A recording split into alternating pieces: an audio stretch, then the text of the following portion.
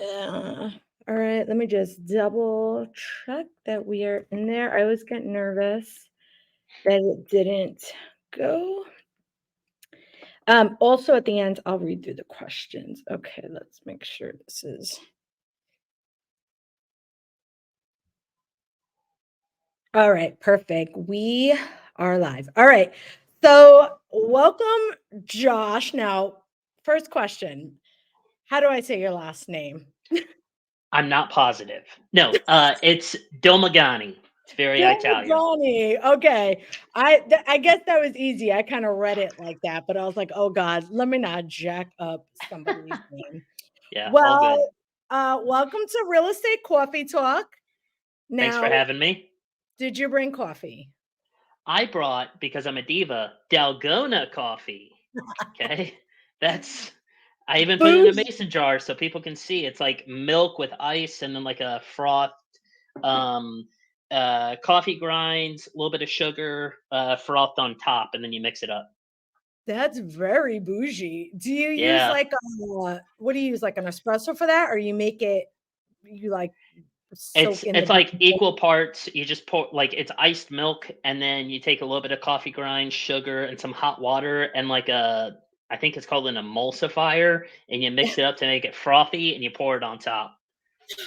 Sometimes I laugh at myself, like, because when I was younger, so, like, I grew up in New York, the only coffee I knew about was, like, A, at my grandmother's house, or B, just, like, go to a store and you're just, like, regular.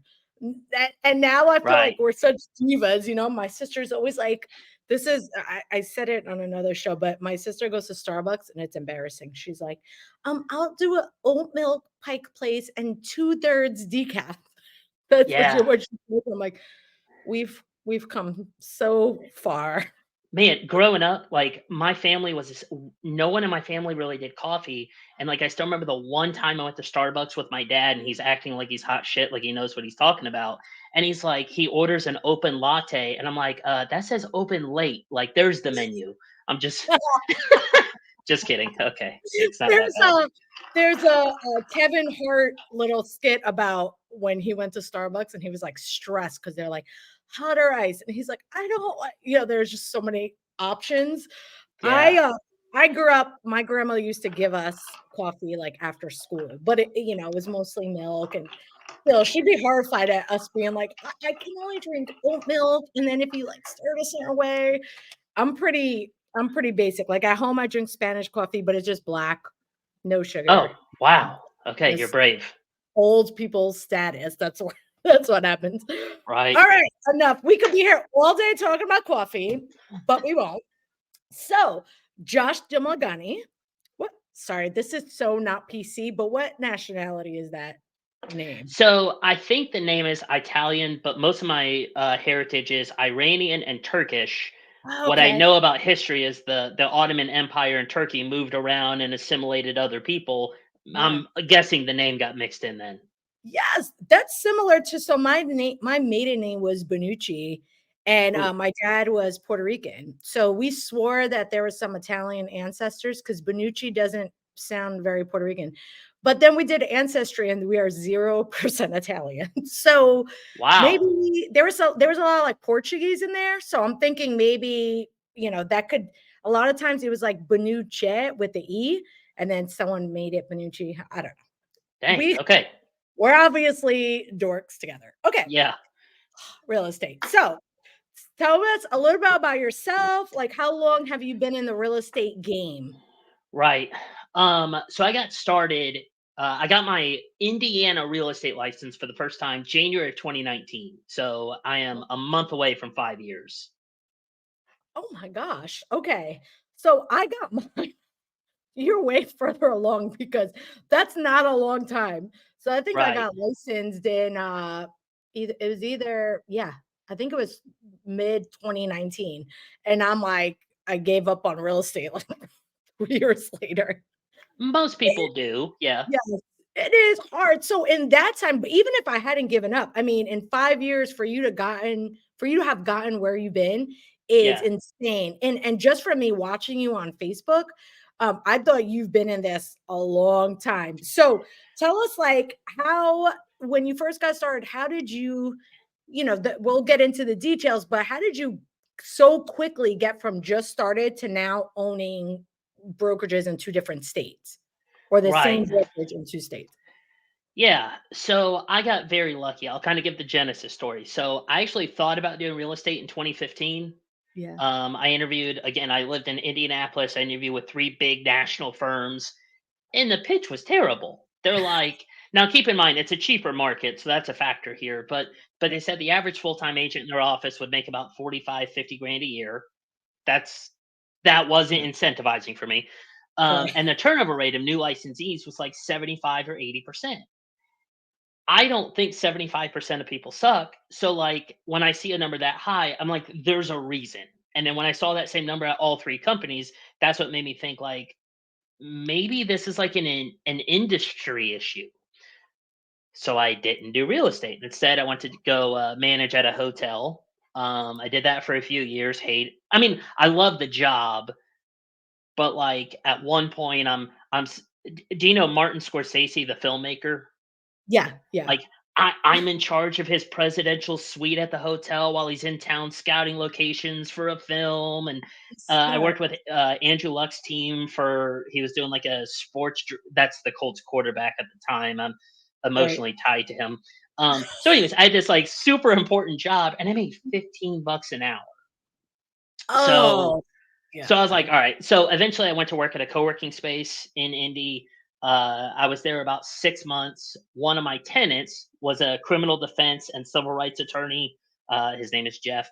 And he popped the question to me. He's like, have you ever thought about doing real estate? I'm like, yeah, but if you talk to those people, it sounds terrible. Um, so he pitched this, and I'm sure we'll get more into it, but he pitched this idea of a lower commission model, and Yeah. just from what I knew as a consumer, because my wife and I had bought and sold 3 homes, I mean, I think that day I told him, I'm like, "Dude, I think that would work." Like, I always thought 6 or 7% for most properties is an insane charge, Mhm. and then the realtors we had used were terrible. So I'm like, "If we charge less and we do good, I think that's a no-brainer." Right? Yeah. Now Indiana's law, and this is how we could get it started, is that you have to have your real estate license active for 2 years, and then you can either manage someone else's operation or start your own. There's no parameter for production, Oh which my is God. crazy. But It Jeff, Yeah, go ahead. it is crazy to me. Even here, it's crazy Yep. what you can do with no experience. When I came to North Carolina, there's so much red tape in this state. So it took me like 3 or 4 months to pay all the fees, do all this stuff, take the state test, all that. Never once was the state like, "Hey, have you ever sold a house before?" It just baffles me. Wow. So, Yeah. yeah, the barrier to entry is super low, but to bring it back to how we started, Jeff had gotten his license like 5 or 6 years prior. Never sold a house, never tried to.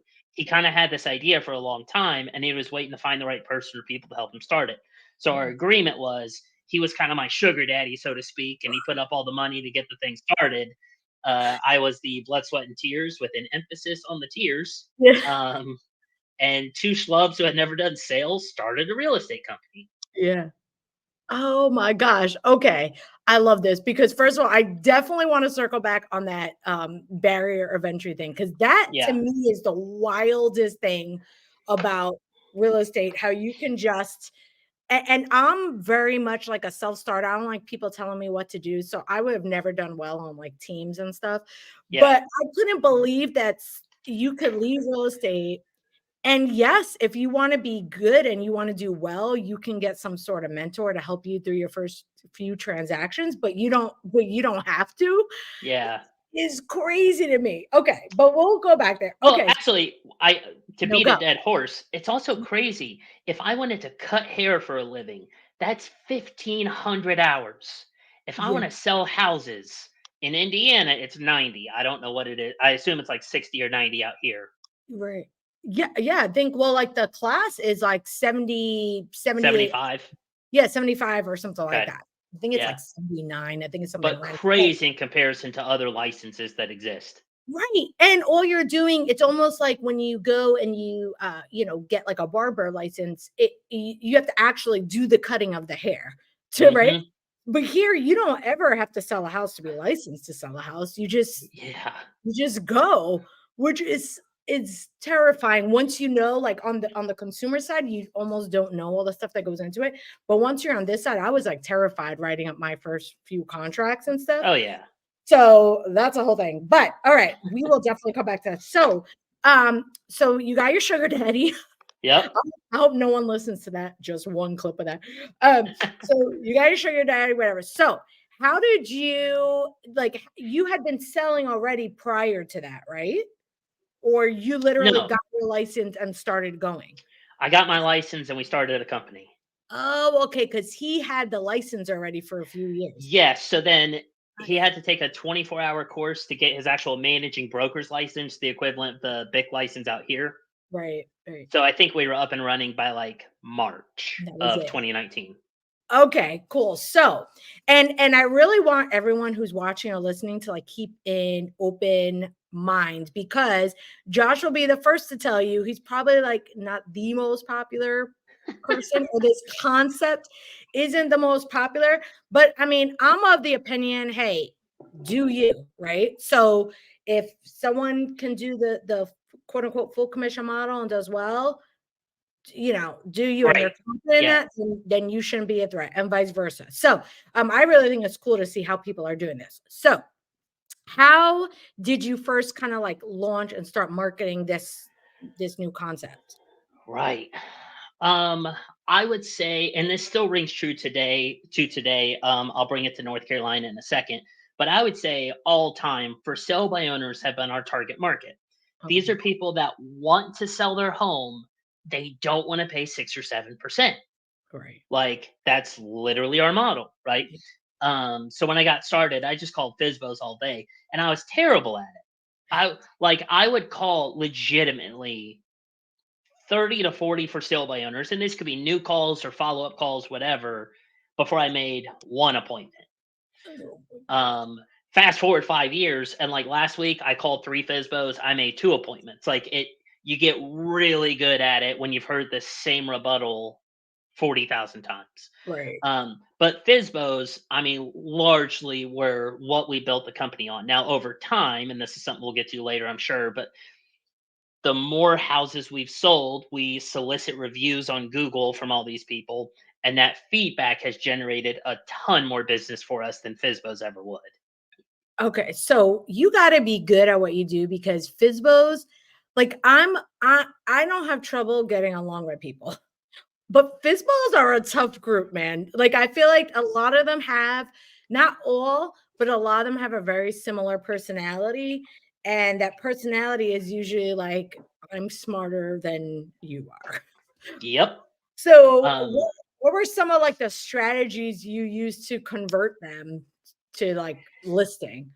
I guess I don't want to overthink it, right? Yeah. Like I would assume most agents that are calling FISBOs, and I know I'm not the only realtor to ever do this, Right. they're trying to explain, look, list your home for 6%, you're going to make 10% more, and that's 4% return on your investment and all this stuff. My pitch is like, look, most buyers in today's world are going to hire an agent. Most agents are going to expect the seller to pay the fee. You don't have to pay the fee, but it's still math. Yeah. If the buyer has to pay their own agent, is it going to retract from either their ability to offer on your home or their desire to come in at your asking price, Right. right? I can also look in the MLS and tell you, Mr. or Mrs. Fisbo, I had this conversation last week, that when you bought the home, you didn't pay your realtor either, Uh, right? It's yeah. equitable. But anyways, my pitch is like, look, you don't want to pay 6%. I get it. Both of them I got last week. I'm charging 3% total, one to me, two to a buyer's agent. Okay. Now it'll be, I don't know the exact math, 1.1 or 1.2 million dollars in real estate that hits the market this week. Right. So while some agents are like, know your value and all that stuff, I'm like, look, I made three phone calls, I made two appointments, and the gross commission on this is going to be, if both things close, 11 or 12 grand. Yeah. I mean, that's good for a week. Right, right. Okay, so I guess my next question, because I definitely see and agree with you, and I'm gonna get beat up by 8,000 people. But I Yeah. definitely see, like, me and my husband were just having a conversation over this because we were talking about the NAR stuff, right? Which we'll get into, but I can see how it's tough for sellers to get over that because they're like, "Hey," and I have this neighbor across the street. Every time I see him, he likes to remind me how he thinks realtors are trash, right? So he's like, back he's an older guy, and he's like, "Back in the day, realtors, they used to drive you around, all this stuff, and that's not the case anymore." But, there's some validity to that statement. And so, but my thing would be, how are you, because with listing, you're putting some money up, you're doing some photography, you're getting some, signs, there's some expenses, marketing, Right. whatever. So how do you balance that? Because if you're charging 1% on a $300,000 house is different than 1% on a $900,000 house. So especially on that lower end, how are you like netting the amount you want to net after? Do your services get lower? What do you think? No, my margin gets lower, Okay. right? Good. And Mhm. and I have to be willing to make that concession if I'm gonna make the offer, right? Right. Uh, Yeah. I generally look at every, especially listing, Yeah. as a dart throw. I have no clue how far this is going to go. I'll give you two quick examples. I sold a Fisbo and Troutman this year. It's $435,000. I charged a percent and I offered 2% to the buyer's agent. So my sellers paid three total. Right. Okay. But the buyer called me directly, like our third or fourth day on market. I'm like, okay, I'll show you the home.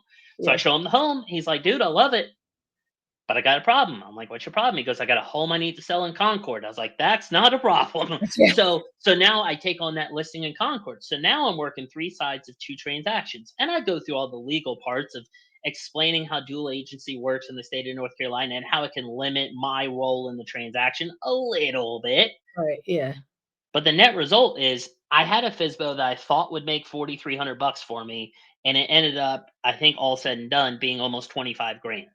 Gotcha. Gotcha. Do Okay. they all work like that? No, it's a dart throw. I hit the wall sometimes. Sometimes it hits the board and it bounces to the floor. I mean, you got to live and die by the risk you take. Right, right. And when you're making that offer for 1%, you've already kind of done the math with your business goals to say, hey, even if I'm only going to make, for that house, $4,300, I'm good. It works for my business.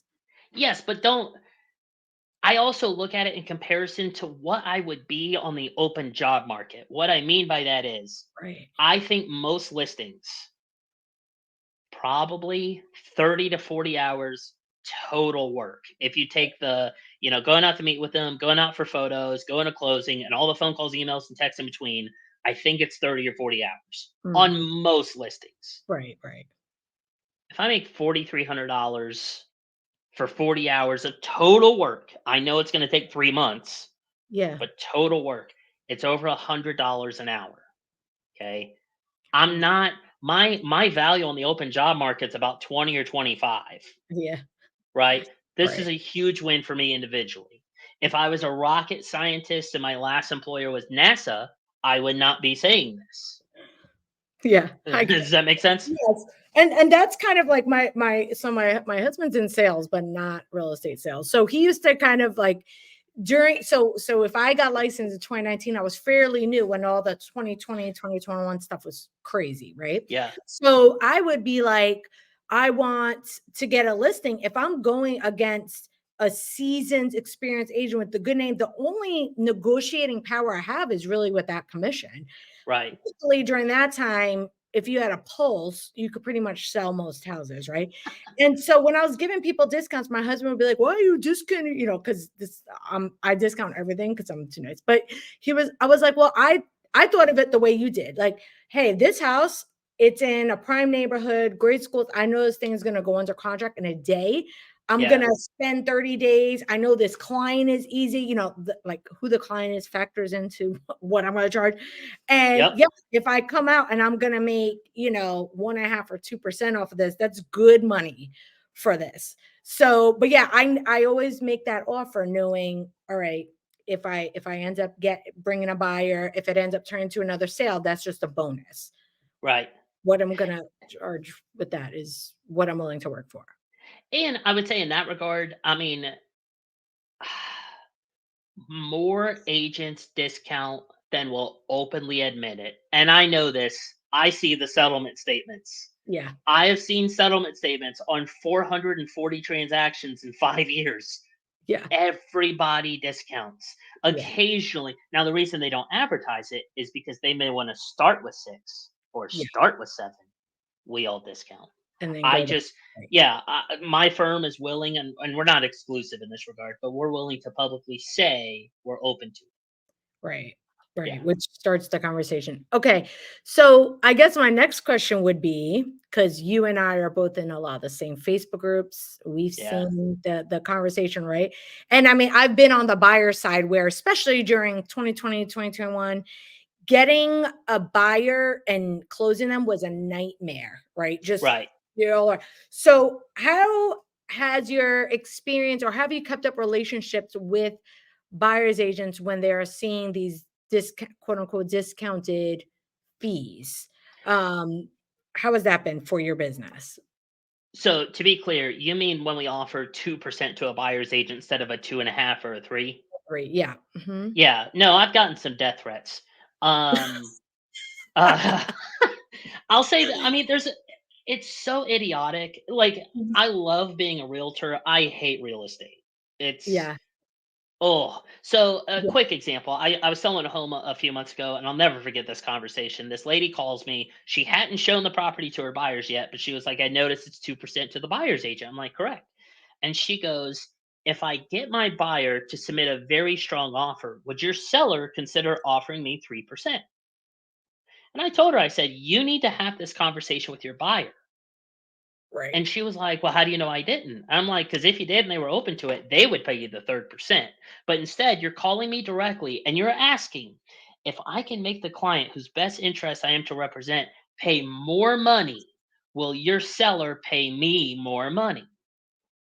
Right. And in my opinion, I'm not going to say that's unethical. I don't actually think that would go against anything in the code of ethics, and I read the code of ethics a couple of times a year because everyone's always trying to make a complaint or some bullshit, whatever. But that's some bull crap. Right. Like I can tell you're Feel making 0% right now, and that's why you're trying to get three.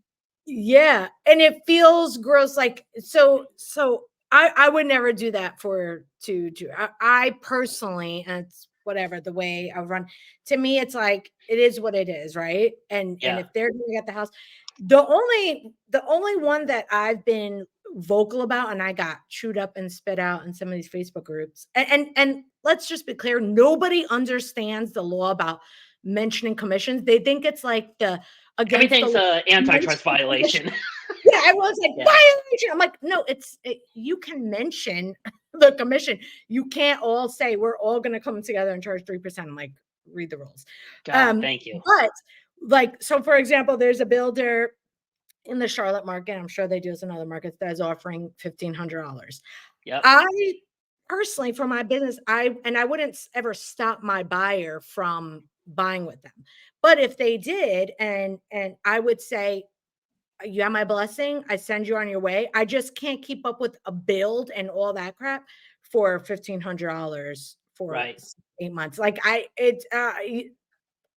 barely get out of bed for 1,500. Like I don't even want to take on the responsibility because every time they close, even with the new home, they're gonna call you 2 years later when the floor is creaking. It has nothing to do with you. Right. I'm not doing all that for 1,500. Man, But so in Indy, yeah, there's a broker out there that offers $1 buyer's agent's commission. And so like in we've had twice where buyers are interested in a property that this agent has listed, and we've mhm, had the conversation, and this is how you have a healthy conversation with a buyer. That seller is only offering $1. Okay. We're not going to do this for $1. So yeah, you have options. If you want, we can contact the listing agent. He's got to relay this communication to his client and just say, depending on the terms of our offer, would you be willing to entertain X percent? right, If they say yes, we'll show you the home and move forward. Another option could be you contact the listing agent directly. So my firm in Indiana, we don't have to have written buyer's agency agreements, so we do not do them. Okay. Okay. Yeah. So we give the buyer a blessing. You can contact the listing agent, see if he can show you the property directly. And if you want to work with him directly or go unrepresented, you can. Yeah. Another option is you could pay our fee. Another option is we can skip this house. I mean, it is technically an option. Right. The decision's always made by the consumer, but this is kind of an example of how you have to guide a buyer when the commission doesn't make sense for you to play that role for that house. And I know the builder you're talking about, they do the same thing in Indy. Yeah. Yeah, Well, and I would think that that also helps you build trust with them, right? Because even if right. they said, "All right, you know what? Thanks for your help, Josh, but we're actually we really want this house. We're gonna call the guy and get the house we want." Fine, no hard feelings, because I think that's why realtors have such a bad reputation. Because there's a financial guy that I like his show because he's such a douchebag. His name is Ramit Sethi, and he thinks he says all realtors are like scam artists. He says that the National Association of Realtors are scammers, which I'm like, some real estate agents do come across as scam artists. So does the NAR, right? But this is why. It's because half the time they're, when they see that, it's more like a threat. And I get it. We all have bills to pay. And, sending someone off with our blessing and saying, hey, just call the listing agent is a scary thing. But I think if you can do that, it'll come back to you tenfold, because they'll recommend you, they'll refer you. And half the time they may not, they may be like, you know what, let's just move on to the next one. Yes, and to build on your sentiment there, um, when you sell a shitload of real estate, you don't need any specific transaction. Right. I think there's a scarcity mindset in our industry because most agents sell a home every 2 or 3 months. Right.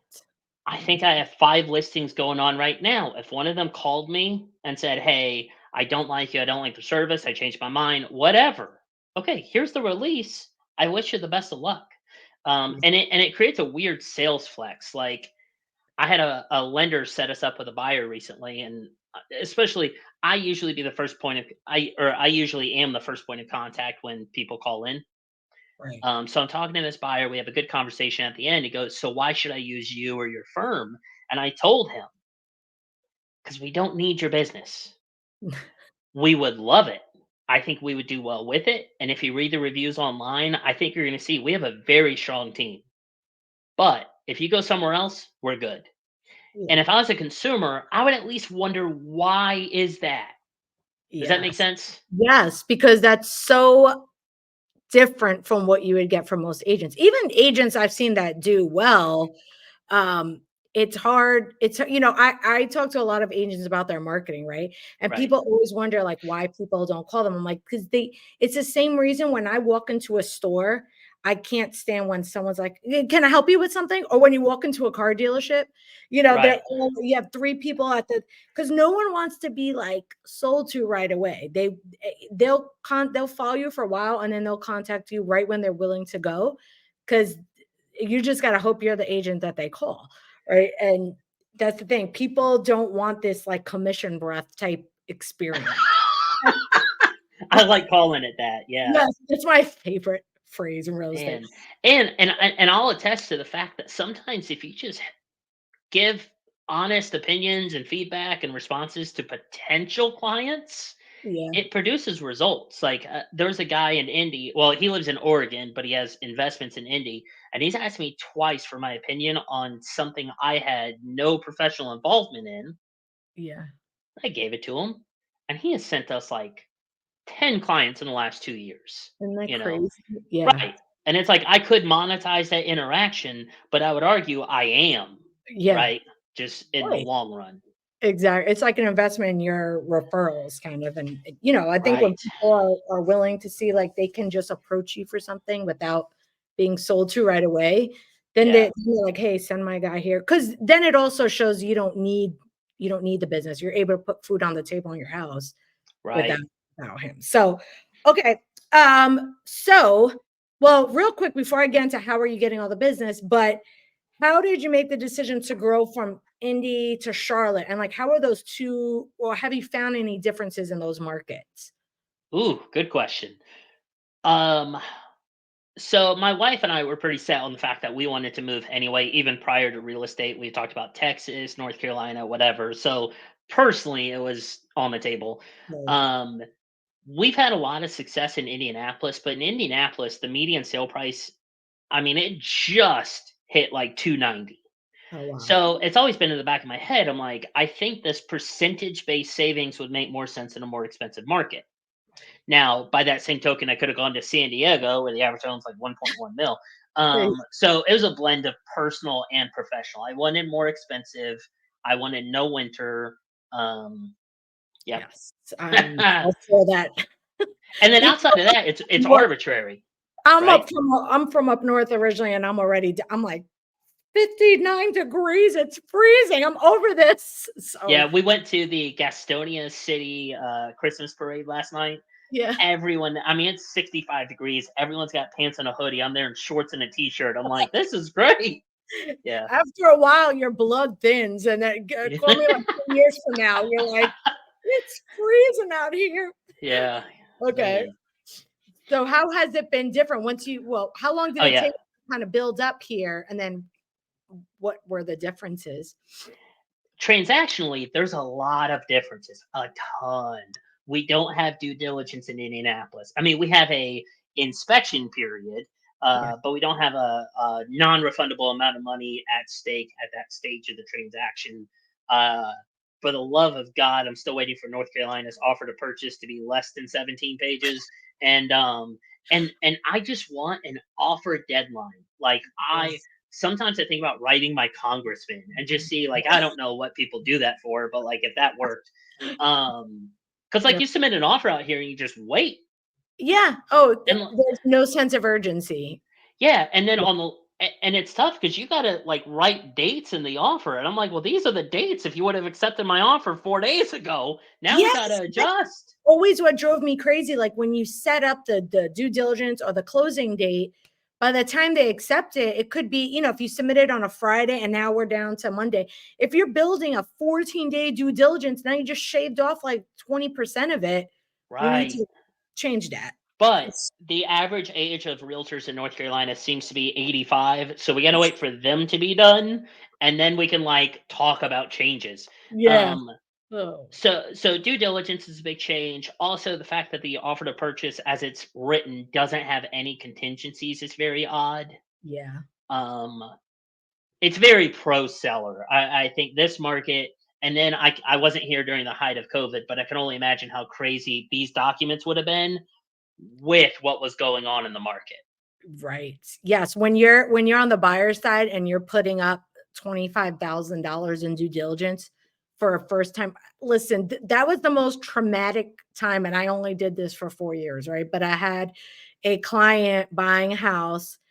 We had a due diligence period built in, so she was like 15,000 in on that. First time home buyer.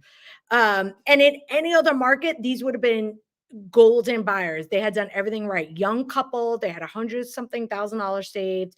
So they put $15,000, and then we were waiting kind of for a comp that was supposed to close. So it closed after our due diligence. And it was supposed to close after our due diligence. It didn't close. Now we're in earnest money period. They have another 8,000. It never closed. It never closed. Yeah. So then we appraised like 50,000 under, which was completely BS. I had lived in this neighborhood for 10 years. So I knew I knew that neighborhood well.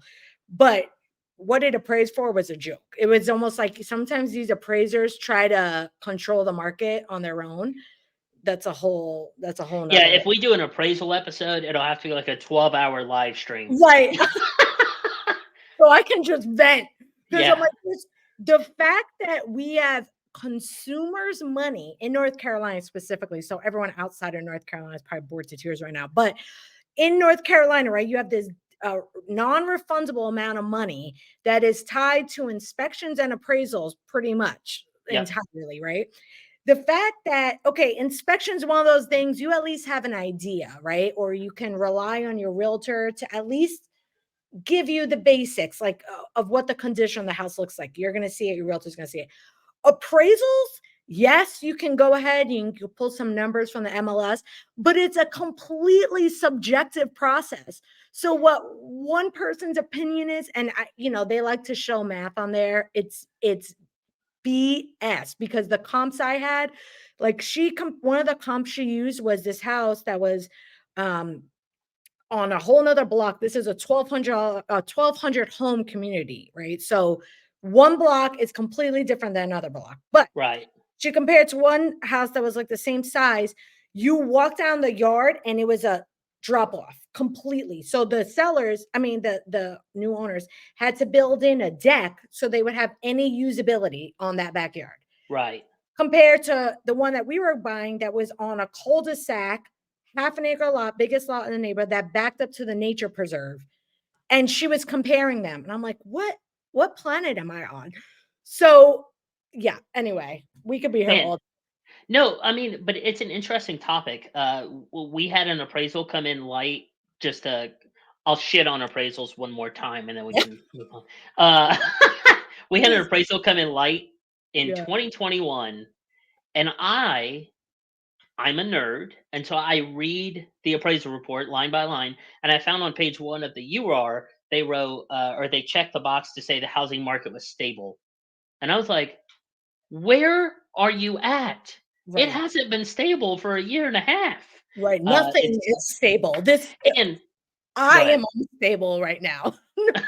During that time, I was like, Yeah, there's no stability in the market. That's what the appraiser, and like God forbid you submit a rebuttal, they get like butthurt over it. It's like, listen, this isn't a personal thing. It's you suck at your job. I mean, I would prefer they have three opinions. At least it could be like an average or two out of three, but to right. have one person, because here's the other thing. Oh God, I'm gonna get really on PC here. I'm all for girl power, but I have found that like sometimes the female appraisers, they go in and they base it off of like, because the house we were buying, it wasn't like aesthetically pleasing. It was a great house in one of the top neighborhoods, top school districts, but it still had like Formica countertops. They had tenants in there. I swear to you that was the lens in which she viewed it, like, oh, linoleum flooring, instead of like, yo, this is a house on a cul-de-sac. Okay, so I'm gonna make my wife listen to this once we're on YouTube and Spotify Yes. because one of the biggest arguments my wife and I have ever had is I made a comment one time about, for some reason, and I'm saying this genuinely because Yeah. I don't know the reason, the rate at which we have appraisal issues from female appraisers is higher than male appraisers. And Yes. it's odd because there's so few female appraisers in the first place. It is a male dominated industry. Right. So it's Right. like if, and these are fake numbers, this is just based on my experience, but if like 15 or 20% of appraisers are women, but like 50, 60% of the appraisal issues we have are from female appraisers, that is a weird correlation. I still don't know what the correlation is. Right. But yeah, I I've agree. noticed it And too. actually, the lender I was with, I won't mention their name because I'm not trying to get them in trouble, but they agreed. Like, I'm like, this is crazy. That's how bad Right. it was. I was like, if it were in another neighborhood that I had no idea about, I'm like, I know this neighborhood inside and out. I've sold in here.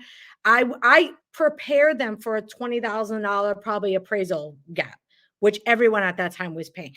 Yeah. But 55,000 was completely off. And anyway, we can be here all day, but I'm still Yeah. mad about it. It made me sick. I threw up. Like, that's how sick it made me. Now, we went off this path talking about the non-refundable due diligence money. The one other Yeah. point I want to make about North Carolina, and for agents out here, if you haven't considered this, consider it. And for agents in other states, be glad you live somewhere else. I'm kidding.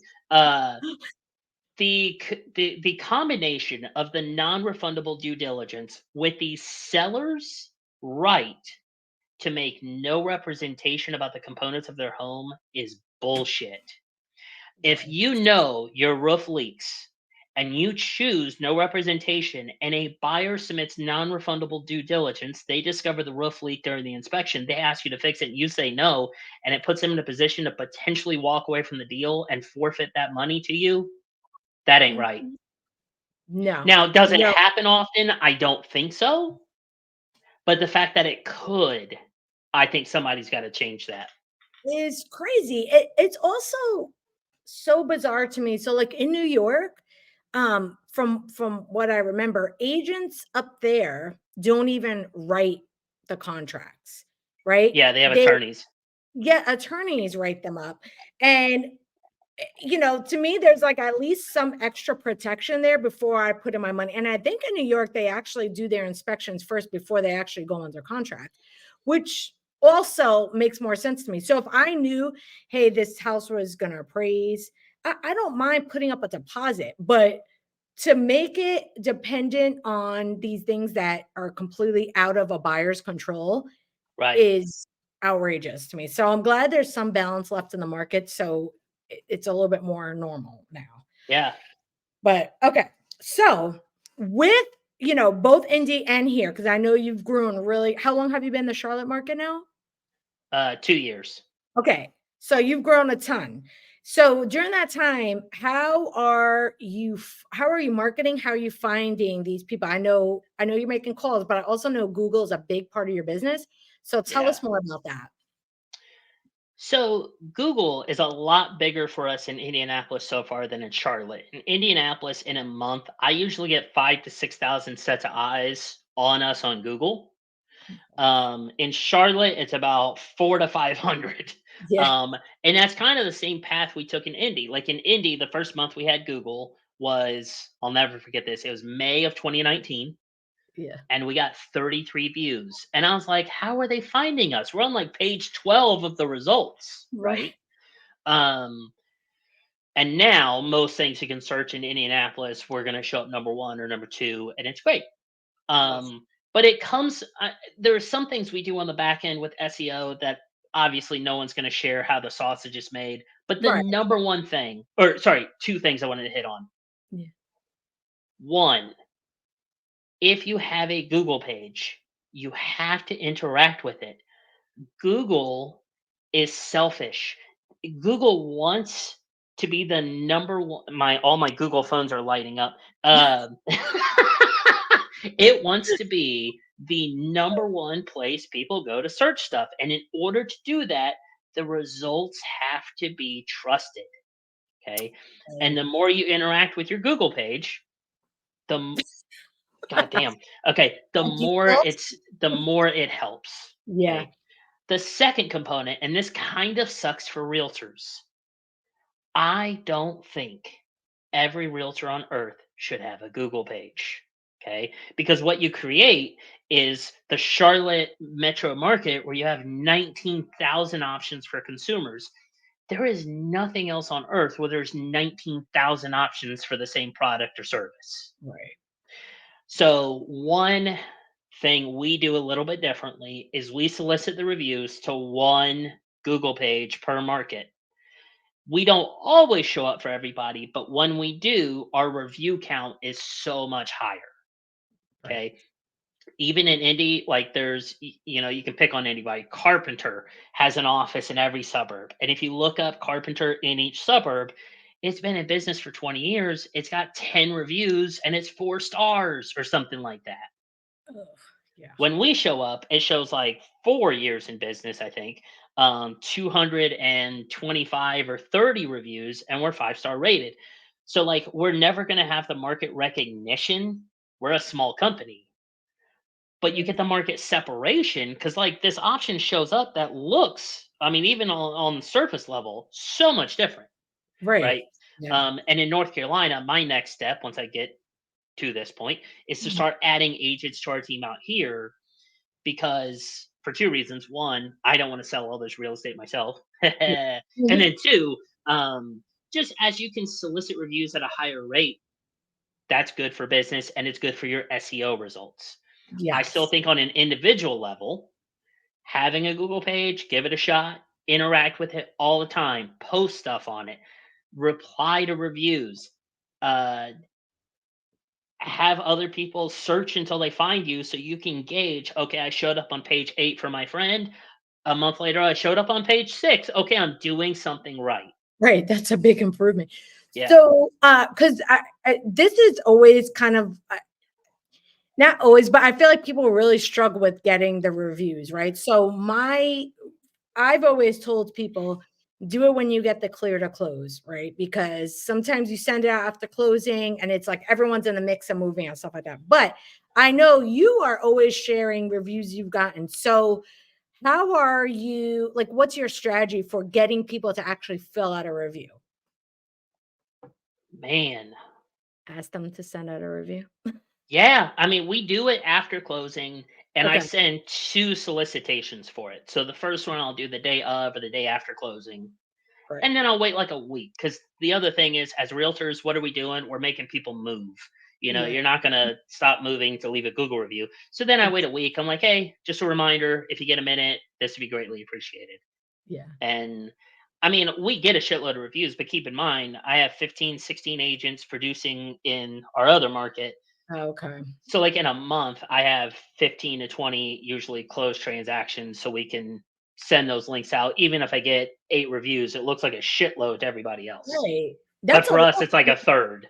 I've dealt with clients who are closing, not they don't have a team that big, but on their own, they're closing 30 million a year doing so, but they will have like 2 reviews on there. I'm like, Yeah. well, what are we doing? And people That's are they're happy. too busy then. Yeah, yeah. Then yeah, must be. I should tell them you're taking on their you could take on their sellers. Or I'll send review links for them. Just Yeah, kidding. exactly. Oh man. Okay. So let's talk about, since we are in the scandal today, what are Yeah. your thoughts about the NAR lawsuit and all that drama? Yeah. Tell us. Um Um, okay, so for anybody, I mean, this is realtors only at this point watching right. the stream. So I assume everybody knows, but at its core, these lawsuits are aimed at the NAR and several large brokerages, and it seems to stem from 2 consumer perceptions. One, commissions are too high, and 2, consumers are led to believe, and this is what I'll comment on more because everyone at this point knows I'm a discount broker, so I agree with the first point. But the second point is consumers are led to believe they cannot negotiate commissions. Okay. Correct. Whether that perception is real or not, different point, but that's how they feel. Okay. And perception is reality, possibly. So, anyways, what's interesting for me is that I feel like we're approaching this differently than we would approach any other business on earth. Okay. So, because this is coffee talk, I'll use coffee. Okay.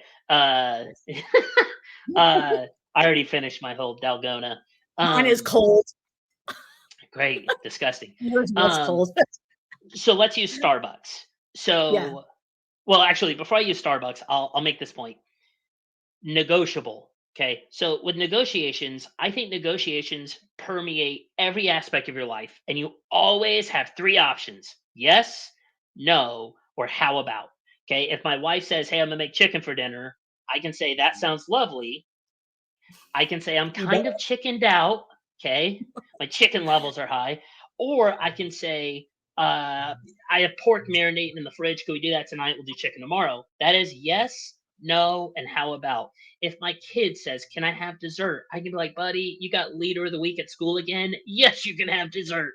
I can say not this close to bedtime, or I can be like, "How about you finish your dinner you didn't finish?" Right. Yes, no, how about. Pretty simple. If I go to Starbucks and I order my cold brew with vanilla syrup and oat milk, because again, diva, Bougie. I'm a diva, yeah. They're gonna tell me, all right, that'll be $6, and I can pay, which is yes. I can be like, ooh, I didn't realize that was that expensive, and I can cancel the transaction. That's no. Or I can say, would you take 350 for it? That's how about. Now the reality is we don't do how about at Starbucks. And Right. really, no one does no either. But Yeah. every company is built to make you feel like how about is not an option. Okay. I know Dunkin' Donuts, I could get that same coffee, slightly different flavor, but same idea. for $3. Okay, Right. that's my how about. And maybe I pick Starbucks because it's closer to home. I'm more familiar with it. I like the staff. There's something. You know Okay. it's gonna be right. Me at Starbucks is always a no on the inside, like, "Gosh, my $6 for a latte," and I just pay it anyway. Yeah.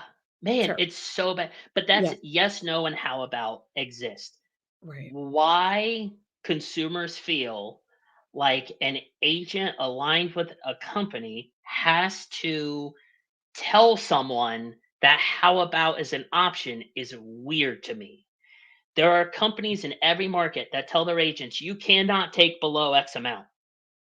And that Yeah. is their right to make that decision for their business. Mhm. The fact that consumers did not explore a Dunkin' Donuts, that's on them.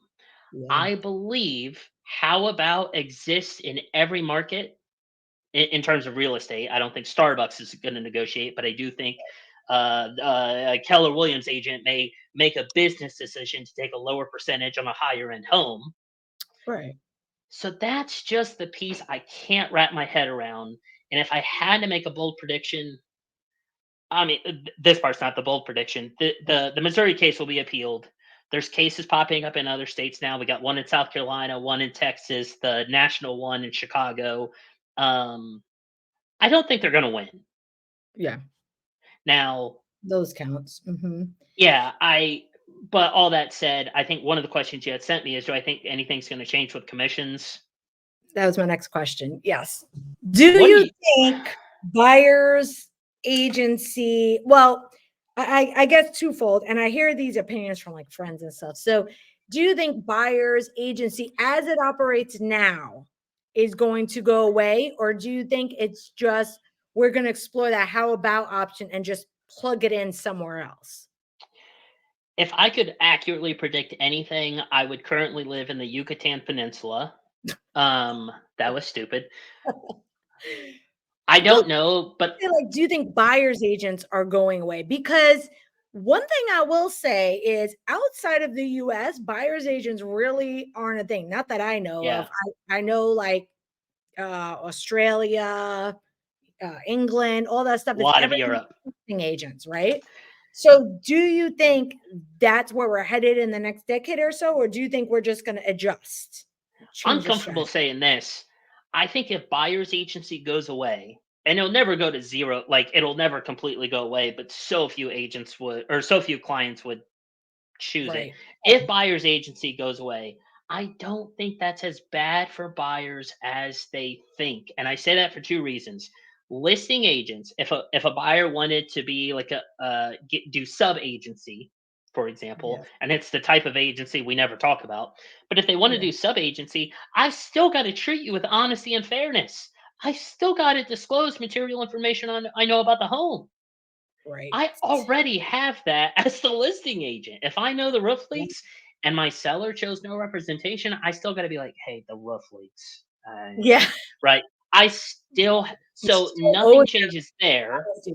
Right. and potentially, let's explore a hypothetical. I'm charging my seller, let's say 4%. I'm taking 2, I'm giving 2 to a buyer's agent, whatever. A buyer contacts me directly and they're like, "Hey, we don't have an agent.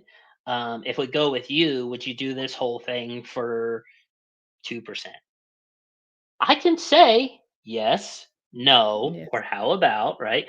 But likely I'm going to say, I'll do the whole thing for 3%. This is variable rate commission. I've got to disclose it to any interested parties, put it on the listing, all that stuff. I know the rules, but I could.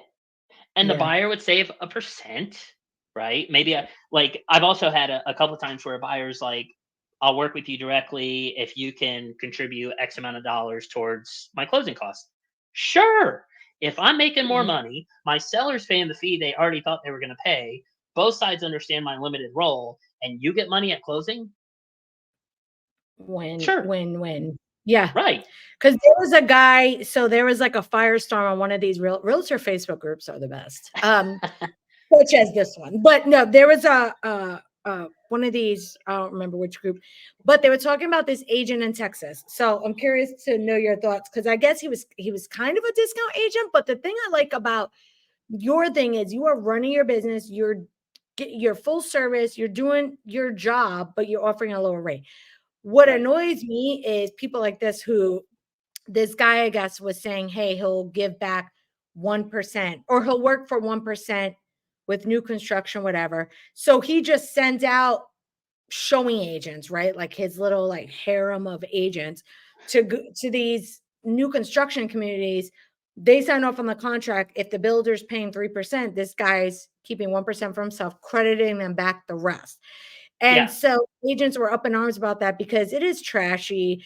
But I wouldn't care how he runs his business, right? And I think someone said he closed like 900 transactions or something nuts.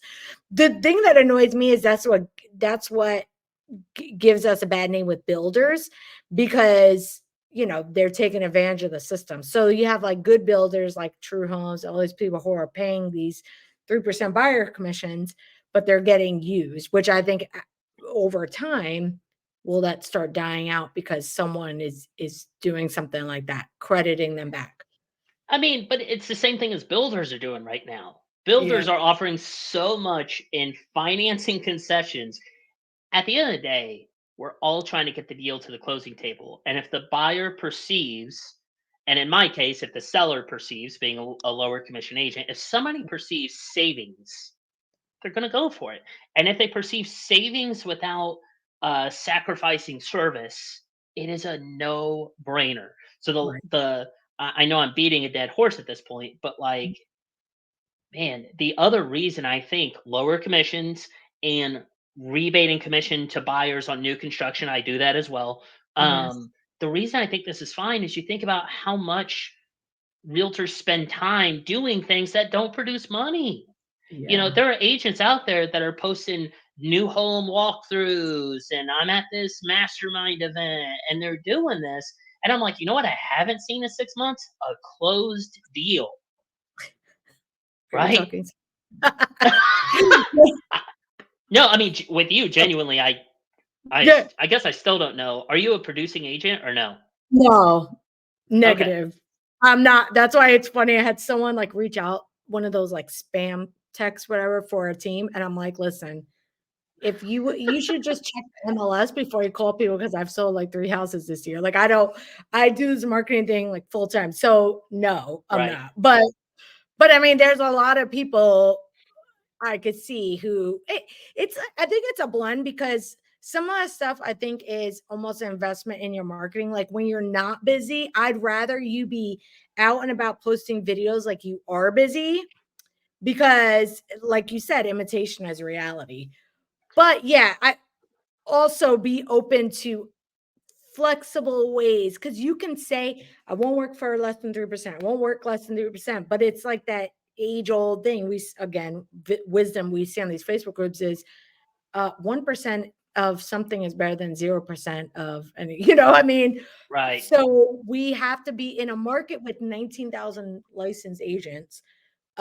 We better learn how to be a little bit more flexible, you know. Yeah, nothing is a good idea when everyone is doing it, right? Yeah. I think about that even now. I'll go a little off the rails, but like Yeah. postcards from lawn care companies. The Yeah. first lawn care company to do that, brilliant. I'm sure they got all the business. And Yeah. now I just see green and a postcard and it's going in my trash can, right? Right. Um, Yeah, Sad. I think obviously like podcasts, I think are the Yeah. current cool medium, but we are hitting a point where like a lot more people have podcasts than people have hours to listen to podcasts. So it makes Yeah. the consumer more selective about what they listen to. And Exactly. next it's going to be VR holograms, I'm pretty sure. And then we'll be able to pop up at people's living rooms and just talk to them about the real estate market and then everyone's going to Imagine. get those and then we'll have something else. Yeah. So, speaking of that, so when you represent a seller, right? So let's say if you get a seller, you're going to sell their house 1% into $500,000 house, which is pretty average kind of now. Right. Do you find that if you help them buy, are they also asking you for credit on that side, or are you usually not having to deal with that?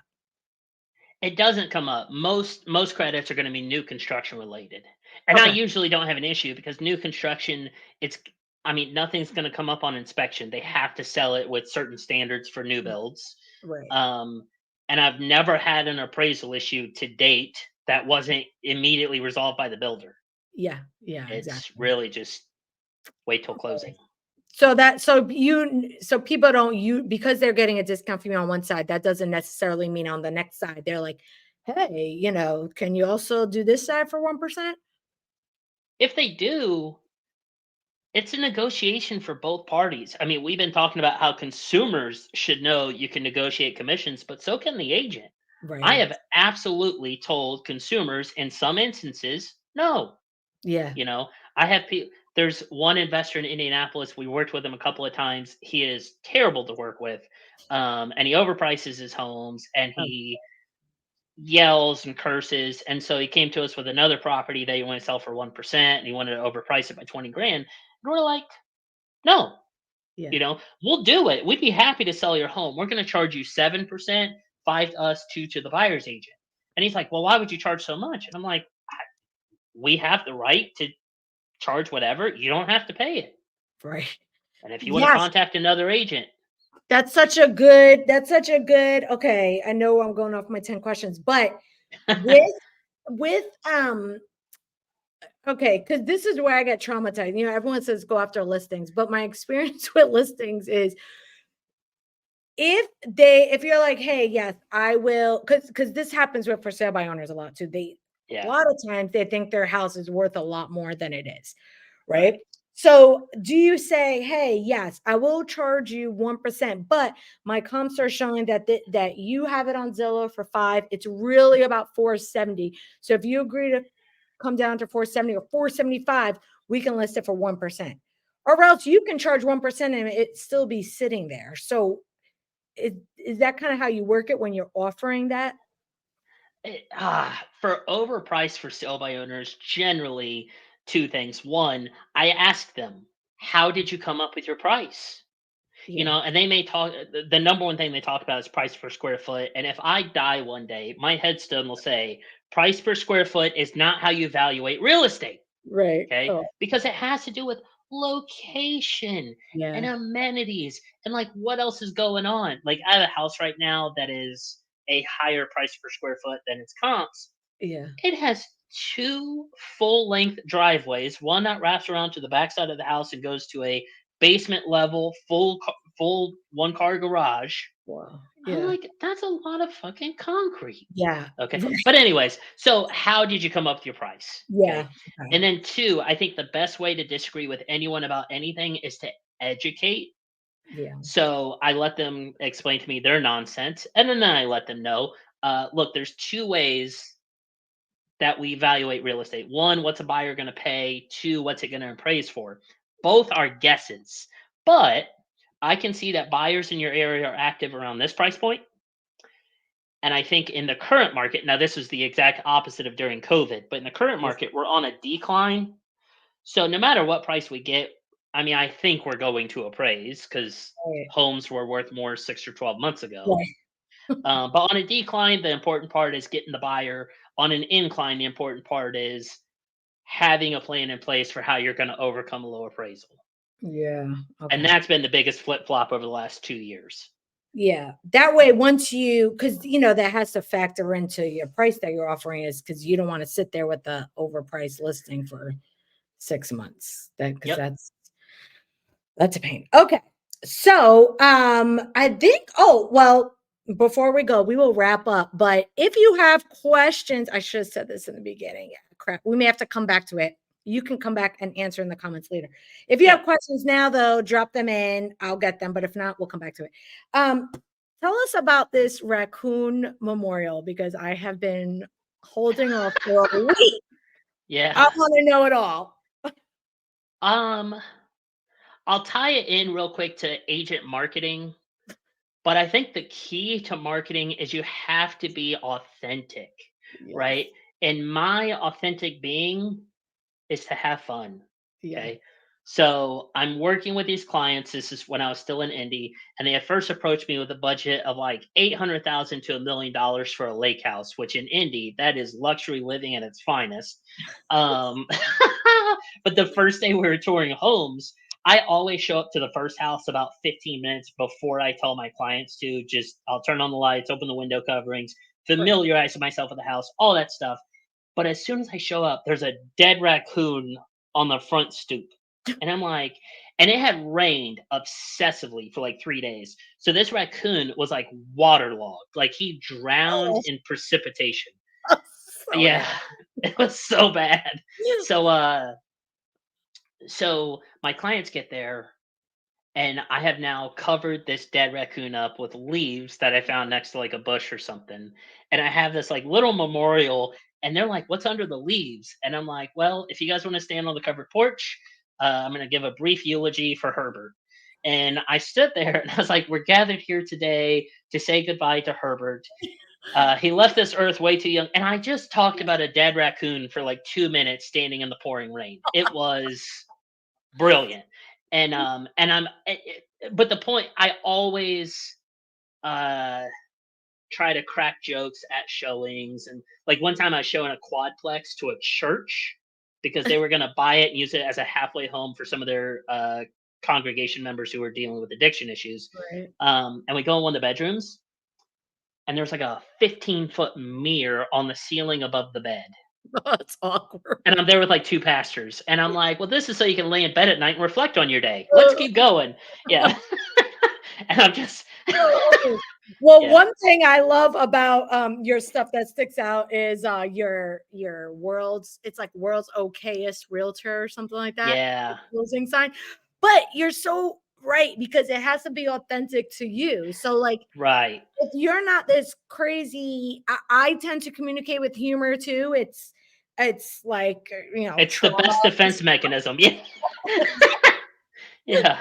I'm like, are we gonna joke around? Which now that you're talking about your raccoon, no exaggeration, my son's fish died last week, and I just had this awful um realization just now because I was trying to like protect him from the view of the fish landed on my tank that I put the whole tank in my backyard. And now only now am I remembering it. I haven't moved here yet.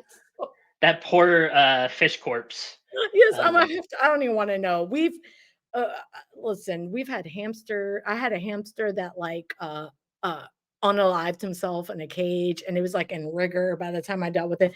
So, yes, that is hysterical. I would I hire you. killed a family of guinea pigs. I fed them Cocoa Puffs, and I'm like, "Man, they really love these things." And the next morning, they just shit themselves to death. They're deflated. Uh, I was like 12. Okay. There's always like some horror story with hamsters, any kind of like gerbils or Yeah. rodents. They always die in like a really traumatic way. That was I my first yeah, that was my first realization. genocide. They were all gone. Oh my gosh, I love Yeah, this so much. All right, well, I'm gonna put this back in the Facebook group, but let everybody know just for the podcast where they can find you online, and if any prospective sellers are listening to this, how can they contact you, find you, all that stuff. prospective sellers, please don't contact me until at least January. I'm done soliciting business for the year. No, Facebook and TikTok is pretty much all I do. Josh Dilmagani, and if you can figure out how to spell my last name, you deserve to follow me. Good on you. We will go ahead. I'll tag that in the comments and we'll put it in the show notes and all that stuff. So, Cool. thanks so much for hanging out. This was as fun as I thought it was going to be.